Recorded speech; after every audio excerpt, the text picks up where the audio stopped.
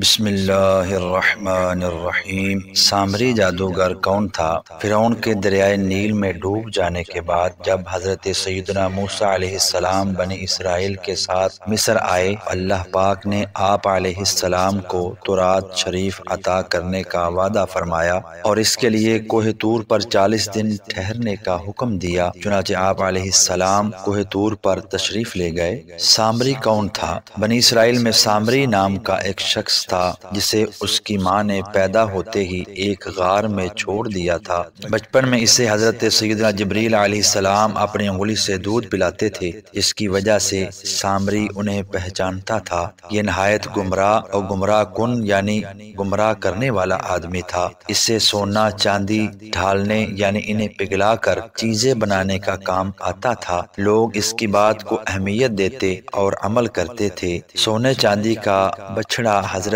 سیدنا موسیٰ علیہ السلام کے جانے کے 30 دن بعد سامری نے بنی اسرائیل سے زیورات جمع کیے اور انہیں پگھلا کر ایک بچھڑا بنا دیا۔ اس کے پاس اس جگہ کی مٹی تھی جس جگہ حضرت سیدنا جبریل علیہ السلام کے گھوڑے نے قدم رکھا تھا۔ اس نے جیسے ہی وہ مٹی بے جان بچھڑے میں ڈالی تو وہ گائے کی طرح آواز نکالنے لگا۔ بچھڑے کی پوجا۔ اس کے بعد سامری نے لوگوں کو بہکانا شروع کر دیا کہ یہ بچھڑا تمہارا اور موسیٰ علیہ السلام کا خدا ہے۔ چنانچہ اس کے بہکاوے میں آ کر بنی اسرائیل کے 12,000 لوگوں کے سوا سب بنی اسرائیل نے بچھڑے کی پوجا شروع کر دی۔ بچھڑے کا حشر حضرت سیدنا موسیٰ علیہ السلام جب کوہ طور سے واپس تشریف لائے تو شدید غصے میں تھے، کیونکہ آپ کو سامری کی حرکت کے بارے میں خبر مل چکی تھی۔ چنانچہ آپ علیہ السلام نے قوم کو سرزنش کی یعنی ڈانٹا اور سامری سے بہکانے کی وجہ پوچھی۔